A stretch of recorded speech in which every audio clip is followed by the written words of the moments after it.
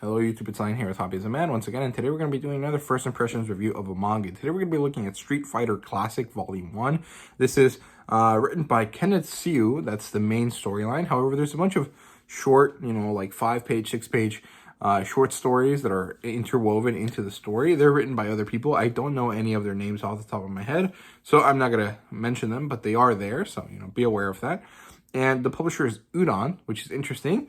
I think Udon recently had a little bit of controversy over censoring manga with their summertime rendering manga.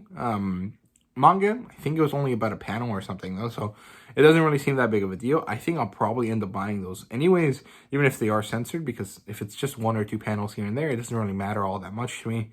But they're really weird. They have very specific things that they license. Most of them are also kind of video game-esque things, kind of very similar to Square Enix, actually.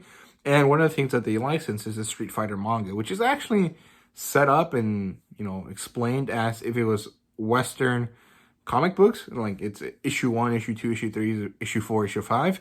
And I think it is actually a Western comic book that is a manga, essentially. So it's really, really interesting. I think there's a few things like this that are going on, which is cool. But the demographic, as far as I can tell, is shonen. It doesn't really seem to be all that adult. It doesn't really have anything hardcore in it or anything like that. So I would say it's a shonen demographic. It's a YA demographic at the very least, even if it's not necessarily a shonen, since it's not in a Japanese demographic magazine. But it is YA, and shonen is YA, so there you go.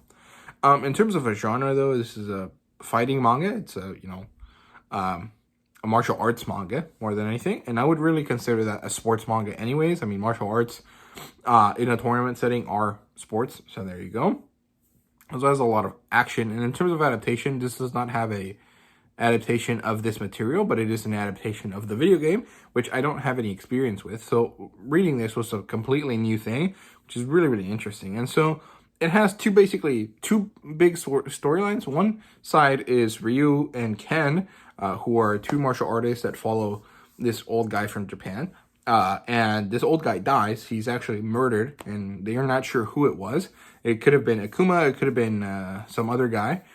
And Ryu finds his master's body. He, buries him, and then he goes to find Ken in order to tell him that their master is dead. Eventually, they go back to Japan, and they try to figure out what's going on. At the same time this is happening, we follow Chun-Li and Guile as they try to figure out what's going on with Charlie, another fighter, I think. And then they start following the trail to try to find what's up with Sadalu, whoever that is. I don't really know too much about the lore. I knew about Chun-Li, I knew about Ryu, I knew about Ken, and that's basically all there is to it. I didn't know anything else. So, this Guile character, which basically looks like Lieutenant Surge, is pretty interesting. And so we have this, basic martial arts fighting kind of style. And then we have this other more like political thriller type thing going on, or just a military thriller. And they kind of converge and interact in like a certain way. And we follow that storyline. And it's really interesting, actually. It's good. The art style is really awesome as well. That's kind of my talking point here. The story is interesting. It's something that I really wasn't aware of beforehand. I didn't really know that there were really a story to it. Of course, I knew that there was a story to it because it's kind of like Tekken, right? Tekken also has a story, even if at the end of the day, most people don't play the Tekken story with each other. They just play it by themselves to unlock characters and stuff like that. And it was interesting. It was cool. We have this kind of metaphorical kind of like good versus evil thing going on with Ryu. That's cool. The storyline was interesting. The art style was cool.